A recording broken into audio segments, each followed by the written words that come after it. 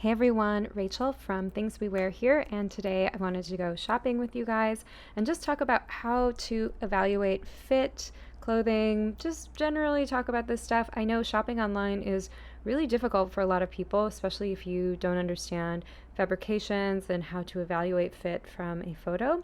So I just want to talk you through a few things, and hopefully this helps you, especially if you work in the industry in fashion or in fit. Maybe this helps you identify a few things that, I think getting good at pattern making and understanding fit is a lot about training your eye and seeing things and recognizing what is good fit and what isn't good fit.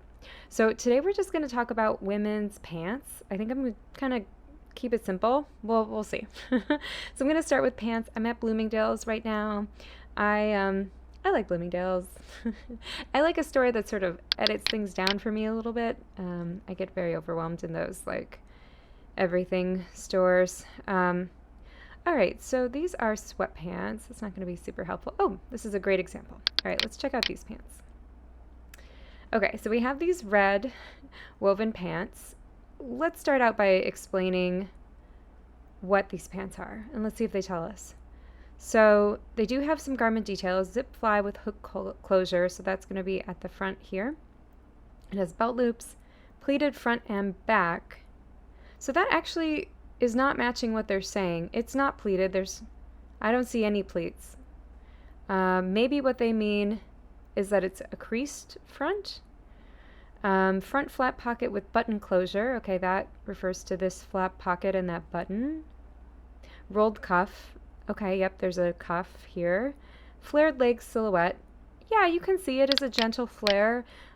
It's not very wide, but I would say, if you're wondering, whenever you have basically like the knee is either the same as the leg opening or slightly smaller, so you can see it looks like it might even be the same.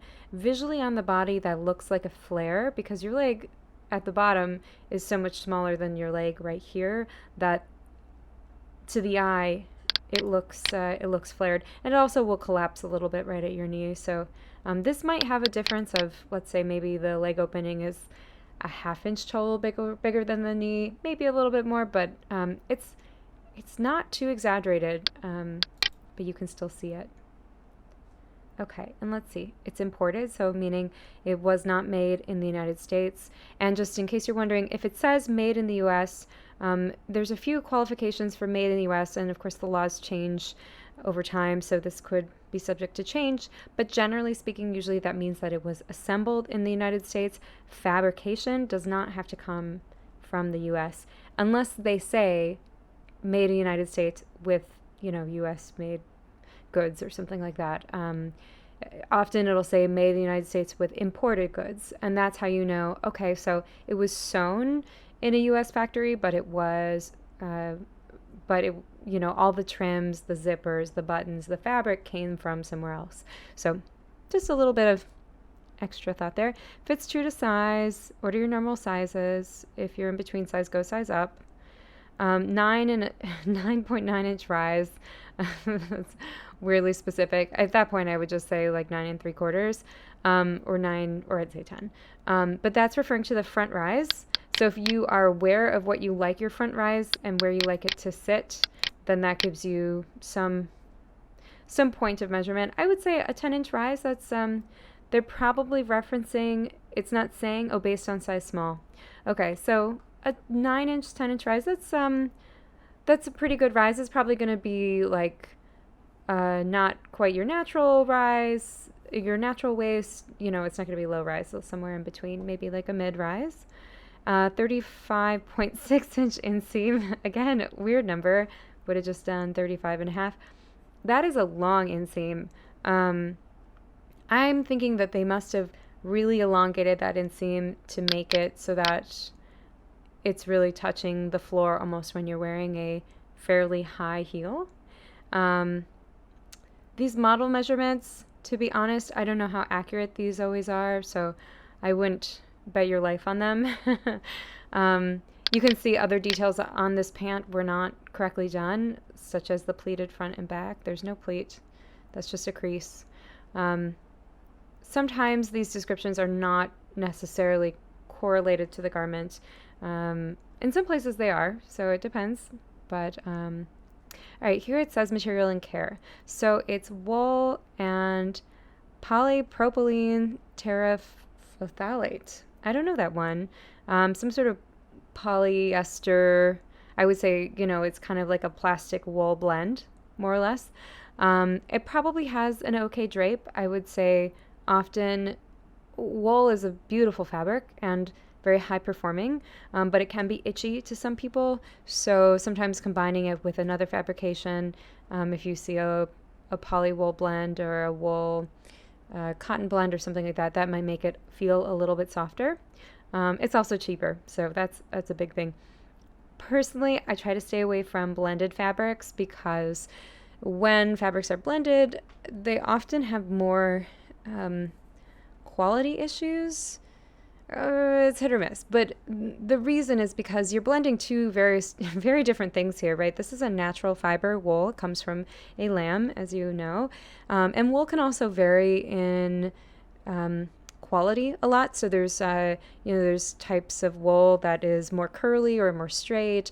There's different fiber lengths of the wool, and also when you shave a sheep, that wool also gets sorted by like the most soft part of the wool and like the more coarse part of the wool. So wool is a very generalized term. It could mean a lot of different things. And then this fabric, I don't know much about. I'll have to look into it. But whenever you blend two very different, especially like a natural fiber with a man-made fiber, this is a man-made fiber, you're going to have different fiber because it's two different fiber types. Those fiber types are going to react to washing, to wear, to heat, to sunlight, to all these things differently. So you might have pilling. If you know what pilling is, it's like when you get those little balls. It might be more susceptible for pilling because the fibers are not the same length, so they might sort of like wear differently. It might cause some unusual shrinkage. It's very difficult to know. So if you were to wash this, the texture might change a lot because some of the fibers might shrink up and some won't, and so you might get like a more textured like fabric. And of course you can see it's dry clean, probably because of the wool plus the poly. Dry clean, yes, every garment sold in the United States, and this is true in most countries as well, the manufacturer has to say what they recommend, how you care for it. I would say it's also kind of a disclaimer for them. So they're protecting themselves with that care content label telling you to dry clean it. This pant might be fine in the wash, to be honest. You might be able to wash it on cold. I find a lot of things that say dry clean, you can actually wash on cold and hang to dry, and they're just fine as long as you don't get heat or a dryer involved. But it may change the texture and the finishing because often fabrication, especially with a blended fabric, there might be a special finishing on it and it might become less shiny. It might get a sort of texturized look, like I said. So that's why they say dry clean only, in case you're wondering. So I wouldn't recommend that you necessarily wash everything, especially if it's something that's very expensive or something that you're very worried about. But for me personally, I wash almost everything I own. There are some things I don't wash, but for the most part, I will wash most of my clothing. Even if it says dry clean, I find most of the time it's just because it's a delicate fabric and that you just need to be careful and know what you're doing when you wash it. But I'll go into more detail in that regard later. So let's talk about fit on this style because that was really what brought me here. I'm not loving this. So as you can see, it's pulling here at the front rise area. It's also kind of pulling here. I don't know what that's about. I don't know if it's not fastening right or what's happening. It honestly looks like the pockets are really bulky and like sticking out, and then she has a gap here. You can see there's like extra fabric here. My guess is that the front rise depth is not deep enough that you can see it's pulling away from her body. That would be my guess. I find that's often the issue when I see this kind of thing. Well, it could be something else. But yeah, there's definitely a balance issue here because you can see that the extra fabric is sitting on both insides of her leg, and drag lines kind of going towards the inner rise, inner thigh area. And then you can also see as you look down, she's sort of standing a little funky, like her foot is at an angle, but which makes me think her leg is sort of a little bit bent into one side. But you can see it's touching the inside of her foot on both sides and then kicking out, so she has space on the outside of her foot on either side. So that is also not ideal. You want the pant to hang really straight all the way down. You want this crease to hit right in the middle of her foot, and then the excess fabric to stand on either side of her leg. That would be what I would call a well-balanced pant. When you hear people talking about balance, it can mean a lot of different things, but in general, it means that the pant is hanging really straight and clean. And if there are drag lines, of course there's going to be drag lines if the pant is not exactly form-fitted, but the drag lines should drag straight down, straight down. Let's look at the back. Again, I feel that there's some back rise balance issues here. You can see this is like going way, I mean, maybe this is part of the style, but it does not look comfortable to me. For a classic trouser, sure, you want it to be fitted in the hips, but you don't want it to be going up, going up in there. And you can also see there's some drag lines happening. They're coming to the inner thigh area here. Again, my guess is the back rise is not long enough, and that there's maybe not enough depth. So depth, I'll show you on the side. Here's your body, and your front rise depth, here's the side seam, is the distance from the side seam. Let's pretend we split her in half, and we're just looking at her profile from the middle on. Right at the center where her inseams come together, from here to there, that's the front rise depth, and from here to there, that's the back rise depth. And on the pattern shape, it makes like a really big U, if you've ever seen two pant patterns put together. And that U, I find often, is not generous enough for what our bodies actually need. I think finding, I was at Disneyland recently, and I felt like everybody's pants looked like this. Like, what's happening? Why do pants not fit anyone right? I think the big issue is that we're not giving people enough depth in either direction. So pants, you don't have enough length on your back rise, and so they have to go somewhere, and they're going right in between. And some people like that look, that's fine, but it can be very uncomfortable, and it can also cause drag lines that you don't want because you really want a nice balanced pant. This does not look super balanced to me, so I would say if you were thinking about buying this, I'd say, well, maybe you should try it on in person. The other caveat I would say is often these these styles that are photographed for a catalog or for a website, they might not be the finished garment. This might be a sample, and the pant might not be ready yet. So this might not be done. It might still be in development phase. And so I will say, when you see a pair of pants on a website, take it with a grain of salt, that maybe it's not 100% representative. I would definitely read the reviews and see what people are saying. I don't really see no reviews yet. So, but always read the reviews, see what people are saying. See if the fit issues that you're seeing here, people are discussing down below. And they might discuss it in a weird way that doesn't, not everyone understands how to talk about fit. So you have to take read between the lines. But if they say, it's uncomfortable or there's pulling, those are things to look out for. So anyway, so that is that pant. Let's see what else we got here. See if we can get another pant under our belt here. Ooh, that Alice and Olivia pant. I don't know if that one looks too good to me either. And of course, again, like I'm saying, I'm not trying to be overly critical of anyone's work here. These are often, like I said, works in progress, and this exercise is more about learning to identify fit problems and to discuss them, but not necessarily to say like this brand is not doing their job, because there's so much more than what we're seeing in a photo. And as someone who's worked on lots of product and then had it photographed in a weird way, I mean, sometimes stuff I worked on got photographed backwards. Pretty crazy. So anything can happen. Not trying to put blame on anyone here. A lot of these are sweatpants. Everybody wears sweatpants these days. But you know what? This is interesting. This is a good example. So these are leggings, obviously. They're not super complicated. Excuse me. And but the one thing I noticed right from the outset is, look at this. You shouldn't see that on a legging. This is leggings. These are not pants. To me, this means that this front rise depth is not long enough, so it's pulling away from the body and leaving this extra little lump there. In the back, they look better. They're nice and clean.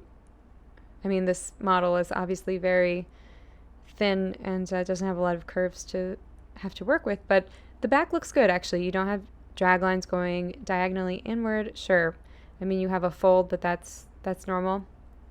But the front, I would say this feels like it's a length and depth problem. Like maybe I would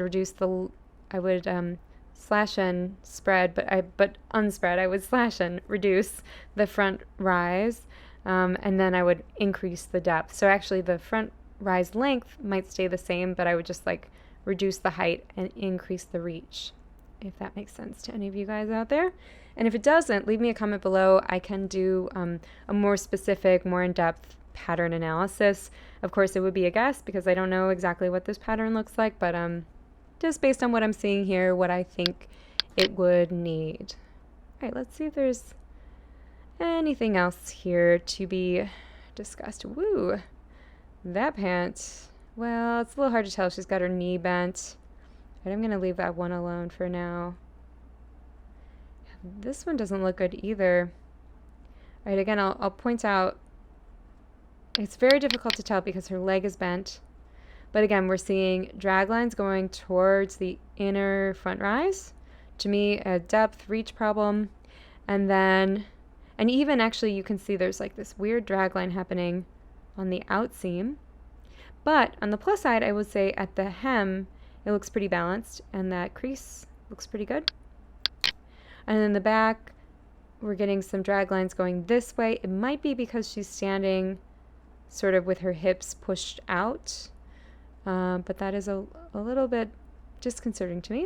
I don't love it. Let's see what else we got. Ooh, those are fun. Oh my gosh, 31 pages. Wow. All right, let's see if there's anything else. If there's any particular style that you guys would like me to discuss or anything about fit that you'd like to go over in more depth, please leave me a comment below.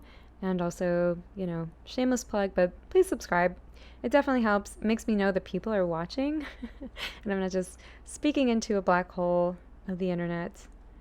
That back rise looks weird to me, but I don't know exactly what to say about it. So many sweatpants. Oh my goodness. Look at that. The world is weird. Ooh, these are good. Look at this one. Again, see, a lot of pulling right here. This is not good. And this fit model is nice because, I mean, she's thin, but she's a little bit hippier and has a fuller inner thigh. And that's exacerbating. Like, she doesn't have thigh gap the way some of the other models do. And I think, which, by the way, I mean, no one has thigh gap. Like, maybe a few people do, but certainly don't be hard on yourself for not having thigh gap. This model doesn't have thigh gap like a normal human being, and she has a lot of weird pulling issues here. I know she's not standing directly with her feet right under her hips and has one foot extended, but that's too much. That's very weird to me.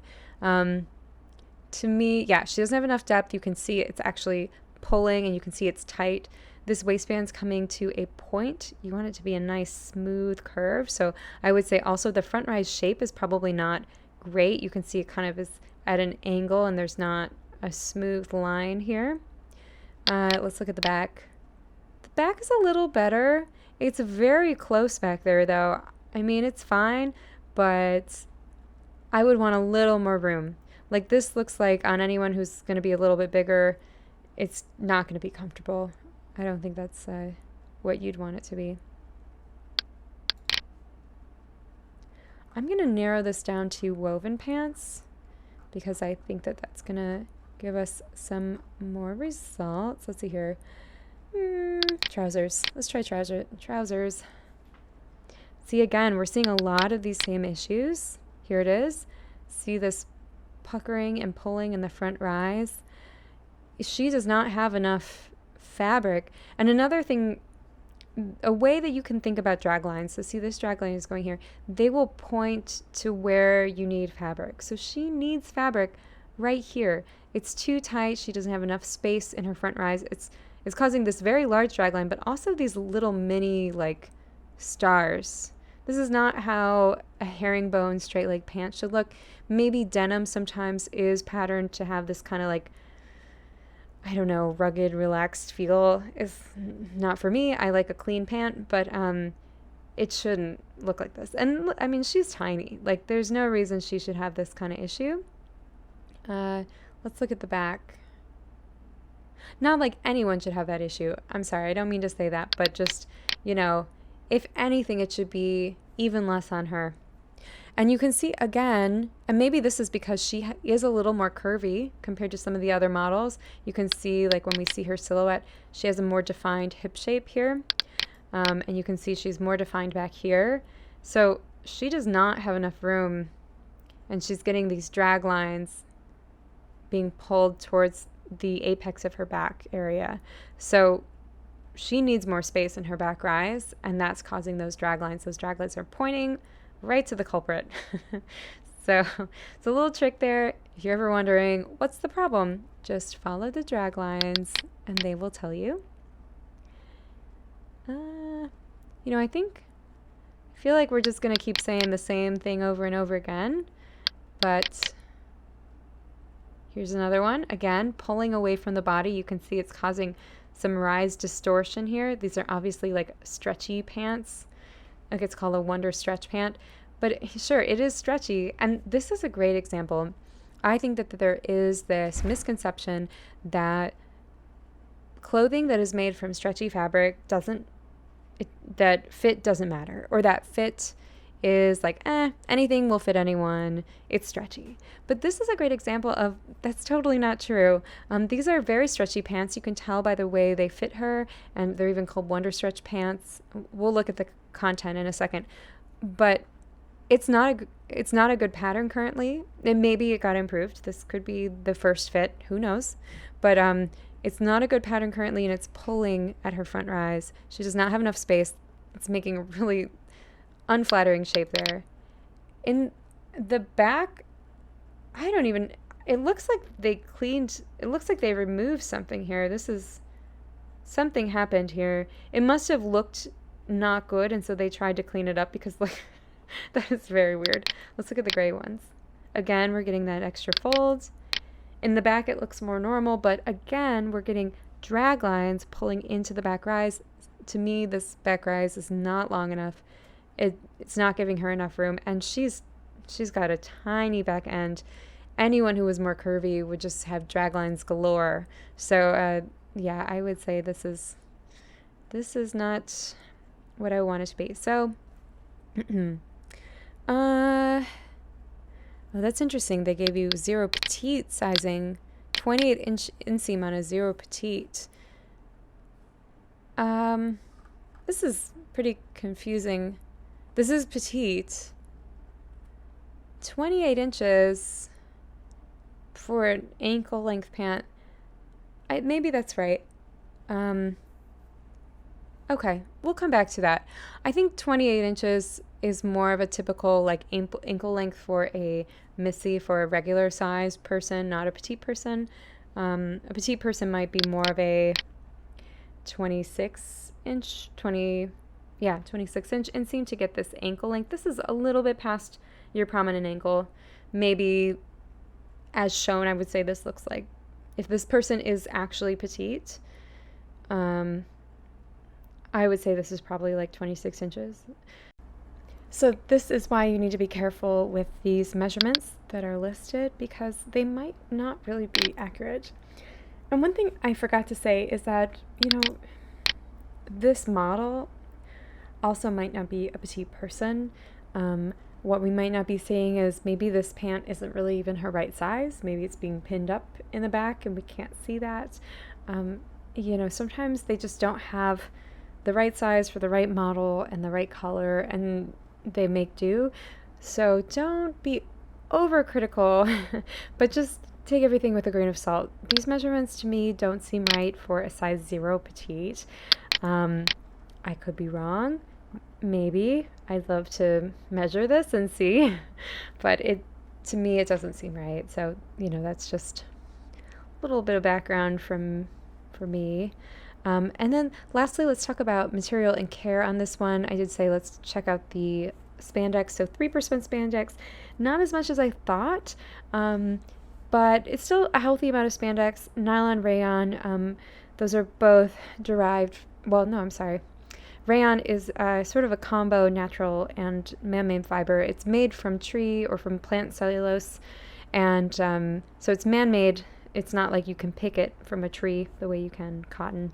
You pick that from a plant or from an animal like wool. This is actually processed in order to create it, but it does come from a plant. So slightly, depends on your opinion, it could be considered better. On the plus side, at least it will biodegrade. Nylon is a petroleum-based fiber, and it takes a long time to degrade, more similar to plastic. So in case you're wondering on your fabrications, rayon is actually a very nice fabrication. A lot of people really like it. It's sort of like a pseudo silk, and during World War II it was very common to see a lot of rayon garments because silk was rationed and being used in the war for parachutes and different things. So rayon, you'll find that in women's clothing, probably men's too, but in general, rayon was much more highly used during World War II for clothing. And the thing about rayon that we know now, and they probably knew then, but it just wasn't as publicized, rayon is actually like really toxic to create, or I'm sorry, rayon can be very toxic to create. There's different ways to make rayon, but the traditional way uses a lot of chemicals and a lot of water, and it runs off into the environment. If you are interested in getting a man-made plant fiber, then I would say check out Tencel or lyocell. Those are similar, that they are derived from plants, and they basically break down the plant fiber to create cellulose fibers that are then spun into a yarn. But the difference is the chemicals and the water are used again and again. That's maybe a short way of saying it, and I can go in more depth on that in another episode, but it's much better for the environment because they are not discarding a lot of polluted water into the environment. So if that's something that is concerning to you, definitely check out lyocell and Tencel. Those are great fabrics. Great things to support too. They are a bit expensive though, definitely more expensive than traditional rayon. So, I think with most eco-friendly, people-friendly practices, it's going to cost more money. That's just kind of what it is. That's why they don't do it, because it costs more money, and unfortunately, the sad truth. So okay, I think I'm going to leave it there for today. I did cover a few pants for you. I'll probably do another episode about dresses and tops and coats. We'll just go through and talk about fit in all those different areas, and fabrication, and just kind of how to read between the lines here. But if you have something specific you'd like me to cover, please leave me a comment below. And if you enjoyed this, please also leave me a comment below. Just let me know if this is a good topic to cover. I can keep doing episodes like this. And if you have a store you want me to cover, or a department store, etc., let me know, and I will definitely do an episode about that in the future. Thank you so much for watching, and I will see you in my next video. Bye.